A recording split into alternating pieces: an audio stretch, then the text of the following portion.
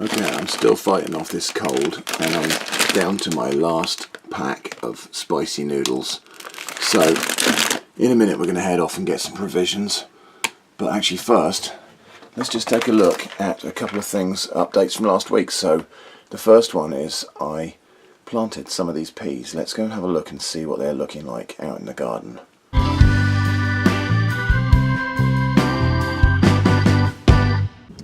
So it's been 7 days.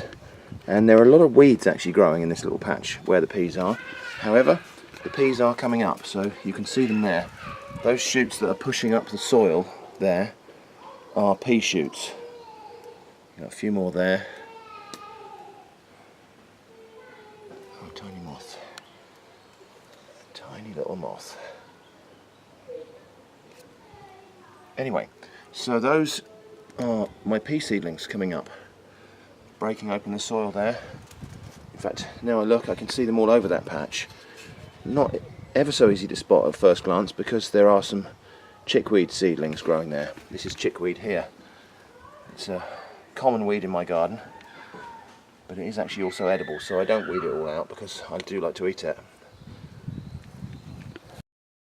A couple of weeks ago I bought this little clamp because I thought it had like a camera arm included with it, and I was a little bit disappointed when it turned up. I bought this from wish.com and the description was just a little bit misleading. Still, waste not, want not. What I've actually done to make this usable, I've ordered another little part here. Now this is very similar to the small rig camera swivel that I've already got in use. In fact, it's in use on this camera that you're viewing this on. But this is just a little camera swivel that tightens up there. It's just got a little clamshell sort of action on two ball end screws. So let's just have a go and see what happens when we screw that in. So we just screw that into the 1/4 inch right there. Nice and tight. There. So now we've got a little camera clamp that can go on a branch, on a table edge, on a railing, on a bike handlebar, and it's got a little posable camera knuckle on there as well. So how I intend to use this primarily is in conjunction with my walking stick. So the notion is that if I'm out in the countryside somewhere and I want to film a static piece, like when I made my birch log bowl, I'll stick the walking stick in the ground, push it into some soft soil, and then I can just clamp the camera bracket onto the walking stick, and then I've got the facility to fit my little camcorder somewhere on there like that on the side, and it saves carting a huge tripod out into the countryside, so it's a huge convenience really for me. So all I've got to take in my bag is that little thing, and as I say, I can clamp that onto a branch, I can clamp it onto a railing, you know, anything like that that's small enough to go in the jaws of this clamp. I can clamp it on and use that as an impromptu tripod. So that turned out quite well in the end. I'll put links to both of these pieces in the video description in case you're wanting to buy something like this. That won't be a sponsored link, that's just me linking to something I found useful. So I've been off to Yao Brothers to get some spicy noodles. So I stocked up on volcano noodles. That's a 4-pack of volcano noodles. I've got some hot chicken ramen, which are the cold stir kind. So these are the ones where you boil the noodles in hot water and then you soak them in cold water to chill them before you dress them. Well, that's the plan. I mean, I don't always make them that way. Some nice pak choy. Really nice and fresh. Some konjac snacks. Now I've got a feeling this is the stuff I tried before, that it has a texture quite a lot like shellfish, but it's actually made from something called konjac powder, which is a kind of tuber, sort of starchy tuber, but they make that konjac powder into a meat or fish substitute for vegetarians. Some weird sweets, assorted soft candy. Some unusual soft candy sweets, so they do feel quite soft. They're like jellies, I think. Various tins of vegetarian mock chicken, vegetarian mock abalone,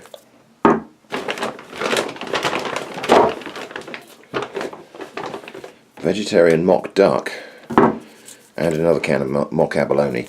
The first three I'm giving away. The mock abalone, I think we'll have that on Weird Stuff in a can sometime. Little carton of lemon tea. There were 2 of these, but my daughter's already swiped one. Thought this was interesting. Kiss Burn. I think this is one of these. Oh no, it's like a wheat flour. So this is like seitan. Dried jerky made from wheat. Assorted flavours. I think we'll open one of those in a minute. That's it for the shelf stable stuff. Let's have a look. We've got a couple of frozen items as well. So I've got some pork and watercress dumplings. And I've got some pork and chive leaf dumplings as well. And so all of that came to £35.45, which is not bad. There's quite a few interesting meals to be had out of this. So I'll just get these dumplings in the freezer, and then we'll come back and try one of these Kiss Burn snacks. Right, so let's get all of that stuff out of the way for the moment. And we'll try these Kiss Burn, well, I think they're wheat snacks. So they open at that end. 36 of them. And they do look like a little bit of jerky or something. But the ingredients are wheat flour, water, salt, spices, rapeseed oil, chili, sugar, flavour enhancer, emulsifiers, preservatives, food colouring, sweetener, antioxidant and more flavourings. So, well, they are all assorted flavours, so we've got, well, I don't know. So we've got 3 different flavours, green, red and orange. I think we'll try the red, probably going to be the spicy one. So let's have a taste of that. So it looks, well, it looks weird, doesn't it? It looks like salami or something. Let's have a taste.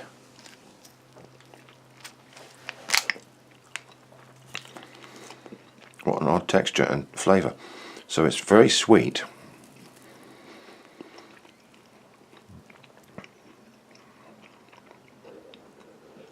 Quite spongy texture. I can see why it's supposed to be like meat, because it's got a fibrous longitudinal fibre to it. It's not quite making it though. It's got a good chew to it. It's very sweet and sugary, but not especially meat-like, but quite nice and quite satisfying nonetheless.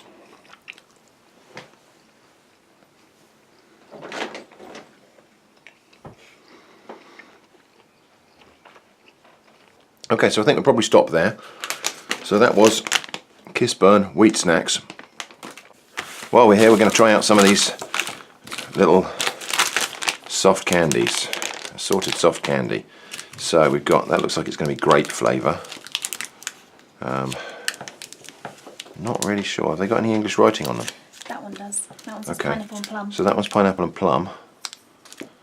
That one has got a picture of a pineapple on it. And those look like radishes. That one looks like it's kind of mixed fruit probably, because it's got lots of different fruits on the pack. What we got here? Panda flavour probably.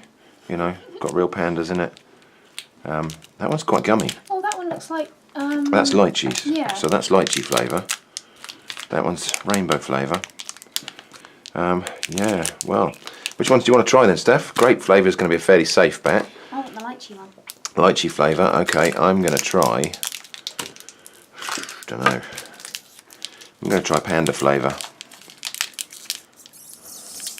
It looks like a lychee. Okay, hold it up in front of the camera so we can have a look. So yeah, it's just jelly sweets. That one looks like, yeah, okay. And this one's, yeah, it's jelly sweet as well, look. Oh, weird smell. That's nice. Okay. I've still no idea what flavour this is. This one's definitely lychee. It's very lychee. It could be panda. It's like nothing I've ever tasted before. It's just like vaguely fruity, maybe rose flavour or something like that, but it's just almost nothing to it. Like toast straw. Yeah. Oh well, there we go. So there we go, that's our little mini Asian food haul from Yao Brothers, including a couple of interesting little snacks. Thanks for watching, and I hope to see you again soon.